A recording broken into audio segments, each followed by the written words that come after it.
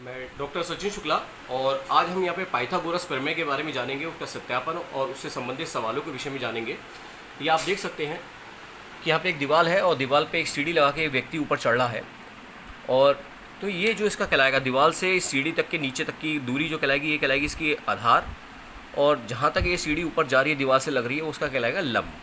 तो आप देख सकते हैं कि ये जो लंब है और ये इसका आधार है, सीढ़ी की लंबाई निश्चित रूप से आधार लंब से और आधार से ज़्यादा होगी, यानी लंब से भी ज़्यादा होगी और आधार से भी ज़्यादा होगी। ये 8 है तो ये 10 है, ज़्यादा है। और इसे भी आप नापेंगे तो डेफिनेट ये जो सीढ़ी की लंबाई है ज़्यादा मिलेगी।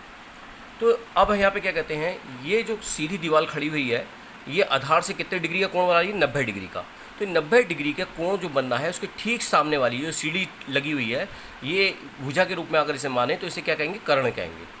तो पाइथागोरस जो थे, उन्होंने यही बताया था कि जब कोई समकोण त्रिभुज होता है तो समकोण त्रिभुज के जो समकोण कोण बनता है 90 डिग्री का, उसके ठीक सामने वाली भुजा, ये जो भुजा है, ये कहलाती है कर्ण। तो कर्ण पे बने वर्ग का क्षेत्रफल, शेष दो भुजाएं, अब शेष दो भुजाएं कौन सी बची? एक ये बची और एक ये बची। शेष दो भुजाओं पे बने वर्ग के क्षेत्रफल के योग के बराबर होता है। इसका मतलब क्या हुआ? ये 8 सेंटीमीटर की भुजा है, तो इस पे बने वर्ग का क्षेत्रफल कितना होगा? देखिए 8 का मतलब क्या हुआ? 8 ही लंबाई, 8 ही इसकी चौड़ाई। तो इसके अंदर 8 बार, यानी इसका क्षेत्रफल कितना होगा? वर्ग पे बनेगा 64। अगर इन्हें 1-1 सेंटीमीटर के हम गिनेंगे इसके अंदर, तो ये कितना आया? 64। 8 बार, 8 जब जोड़ेंगे 64। ऐसे ही 6 सेंटीमीटर की भुजा पे बने वर्ग का क्षेत्रफल कितना होगा? 6 बार, यानी 6 छंग 36।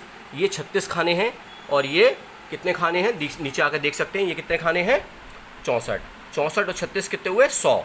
लेकिन अगर इसके सामने वाली भुजा, यानी समकोण के ठीक सामने वाली भुजा जो हमारी कर्ण कहलाती है, कर्ण पे बने अगर हम वर्ग का क्षेत्रफल देखेंगे तो आप इन्हें गिन सकते हैं। 1 2 3 4 5 6 7 8 9 10। और 10 कितनी बार है? 10 ही बार है। 1 2 3 4 5 6 7 8 9 10, यानी 10 बार का मतलब क्या हुआ? 10 ढाई 100, यानी इन दोनों का योग कर्ण पे बने वर्ग के क्षेत्रफल के बराबर है। तो यही हमारा नियम था पाइथागोरस का कि समकोण त्रिभुज के कर्ण पे बने वर्ग का क्षेत्रफल शेष दो भुजाओं पर बने वर्गों के क्षेत्रफल के योग के बराबर होता है। देखिए आप यहाँ पे चित्र में देख सकते हैं, ये 90 डिग्री का कोण है, इसके सामने वाली भुजा कर्ण हो गई, ये लंब, ये आधार। तो हमारा सूत्र क्या बन के आया? कर्ण पे बने वर्ग का क्षेत्रफल कितना हुआ? कर्ण का स्क्वायर बराबर आधार का स्क्वायर। आधार पे बने वर्ग का क्षेत्रफल कितना होगा? आधार का स्क्वायर, यानी आधार की घात 2, प्लस लंब पे बने क्षेत्रफल, यानी लंब पे बने वर्ग का क्षेत्रफल, यानी लंब की घात 2, इसके बराबर होता है। अब देखिए यहाँ पे हम सत्यापन के जब पढ़ते हैं, ये 15 सेंटीमीटर भुजा का एक 15 सेंटीमीटर भुजा है, ये समकोण त्रिभुज है, और ये 8 सेंटीमीटर का सा लंब है। तो 8 सेंटीमीटर भुजा पे बने वर्ग का क्षेत्रफल कितना होगा? 64। 8 64। 15 सेंटीमीटर पे बने वर्ग का क्षेत्रफल कितना होगा? 15 की 15 से गुणा करेंगे, कितना आएगा? 225। इसे आप देख सकते हैं, देखिए बिल्कुल इसके अंदर खाने 225 बने हैं। अब ये पूछ रहा है कि ये जो भुजा है, ये वाली, इसको नाम इन्होंने दे दिया a सेंटीमीटर, यानी कह रहा है इस भुजा को बताइए कि कितने सेंटीमीटर होगी। तो अब हमारे पास सीधे अब हमारे पास ये सवाल बन जाता है। इस सवाल को यहाँ पे हम देख सकते हैं। जो हाइपोटेनस होता है उसे हम क्या कहते हैं? कर्ण। क्या कहते हैं? कर्ण। और परपेंडिकुलर लंब कहलाता है। बी बेस आधार, पी परपेंडिकुलर लंब। तो ये फार्मूला हमारा बन के आया, कर्ण की घात 2 बराबर आधार की घात 2 प्लस लंब की घात 2। अब हमें सवाल मिला, उस समकोण त्रिभुज का कर्ण ज्ञात कीजिए जिसकी अन्य दो भुजाएं 8 सेंटीमीटर और 15 सेंटीमीटर है। जो ये सवाल इस चित्र में आपने देखा था। अब देखिए यहाँ पे हम सूत्र जानते हैं। यहाँ पे कर्ण क्या है? a। तो हम जानते हैं कि कर्ण पे बना वर्ग, यानी a की घात 2, वो किसके बराबर होगी? इन दोनों के वर्ग के योग के बराबर, यानी 8 का वर्ग प्लस इस 15 का वर्ग। देखो लंब का वर्ग पहले कर लो, चाहे आधार का वर्ग कर लो, इन दोनों को जोड़ देंगे तो a की घात 2 बराबर कितना हो जाएगा? 8 की घात 2 का मतलब क्या हुआ बच्चों? 64। 8 की घात 2 का मतलब 8 2 बार, यानी 8 2 64, प्लस 15 की घात 2 का मतलब क्या हुआ? 15 गुणा 15, यानी 225, यानी a की घात 2 बराबर कितना हो गया? 289। जब इसे जोड़ेंगे तो कितना आएगा हमारा? 289। इसका मतलब हमें तो वैल्यू a की निकालनी है। ये वैल्यू आई है किसकी? a की घात 2 की। तो a की वैल्यू कितनी होगी? इस तरफ अंडर रूट आ जाएगा। जब a स्क्वायर बराबर इतना, तो a बराबर कितना होगा? इसका अंडर रूट आ जाएगा। और जब 289 का 289 का हम अंडर रूट लेंगे यानी वर्गमूल लेंगे तो कितना आएगा 17, जो वर्गमूल लेने में हमने पिछले पार्ट में हमने आपको पढ़ाया था। इसे आप देख सकते हैं।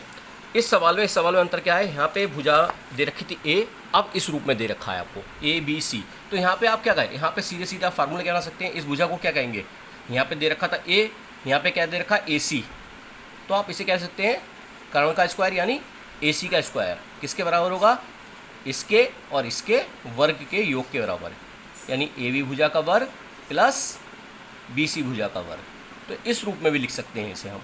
वही बात हो गई, ए सी का स्क्वायर बराबर 8 का स्क्वायर प्लस 15 का स्क्वायर, और फिर इस सवाल को हम इस सवाल की तरह सॉल्व कर लेंगे जो आप यहाँ पे देख रहे थे, इस सवाल की तरह।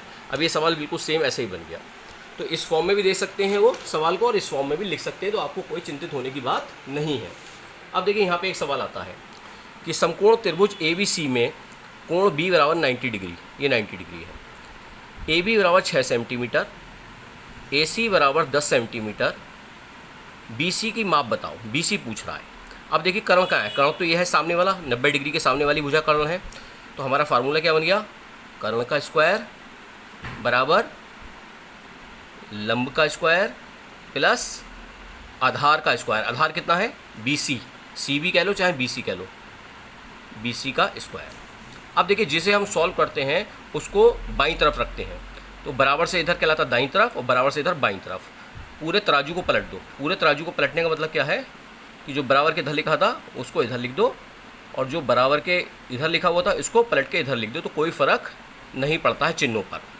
अब हमें किसकी वैल्यू, 6 का स्क्वायर का मतलब क्या हुआ 36, 6 छंग 36, बी सी स्क्वायर को बी सी स्क्वायर लिखेंगे, 10 का स्क्वायर का मतलब क्या हुआ 100, बी सी स्क्वायर बराबर 100। अब देखिए 36 जब उधर जाएगा, क्योंकि हमें तो बी सी की वैल्यू चाहिए, 36 जब उधर जाएगा तो कितना होगा -36, तो बी सी स्क्वायर बराबर कितना आ गया आपका 64, तो बी सी बराबर कितना आ गया आपका अंडर रूट 64, यानी बी सी की वैल्यू जो आ जाएगी वो हमारी कितनी आ जाएगी 8। तो ये आपने सवाल यहाँ पे आपने बड़े इत्मीनान से देखे आपने। अब देखिए यहाँ पे एक सवाल आप देख सकते हैं इस जगह, ये जो सवाल आपको दिख रहा है, ये देखा 8 सेंटीमीटर, ये देखा वाई, और ये देखा 10 सेंटीमीटर, और आपसे पूछ रहा है वाई की वैल्यू। तो आप देख रहे हैं 90 डिग्री का कोण ये है, और आप जानते हैं 90 डिग्री के सामने वाली भुजा, देखिए 90 डिग्री है, 90 डिग्री के सामने वाली भुजा कर्ण कहलाती है। तो इस वाले सवाल में आपको कदापि चिंतित नहीं होना है, आपको सीधे सीधे इस सवाल के अंदर आप देख सकते हैं, आप सीधे सीधे फार्मूला लगा देंगे कि कर्ण का स्क्वायर बराबर, ये आधार बन गया, ये लंब बन गया, आधार का स्क्वायर प्लस लंब का स्क्वायर। अभी आपको हमने बताया था जिस वैल्यू को निकालना होता है उसकी बाईं तरफ रखते हैं, तो पूरा तराजू पलट दो आप, यानी जो बराबर के इधर लिखा है इसको इधर कर लो, और जो बराबर के इधर लिखा हुआ है उसको उधर ले जाओ। अब 8 का स्क्वायर कितना होता है 64, प्लस वाई का स्क्वायर, 10 का स्क्वायर कितना होता है 100, हमें वाई की स्क्वायर को बाईं तरफ रोक लेंगे, और बाकी चीज़ें जो इधर लिखी हुई हैं 64 को उधर ले जाएंगे, यानी -64, यानी वाई स्क्वायर बराबर कितना आ गया 36, वाई बराबर कितना हो गया वर्गमूल 36, और वाई बराबर कितना हो गया 6।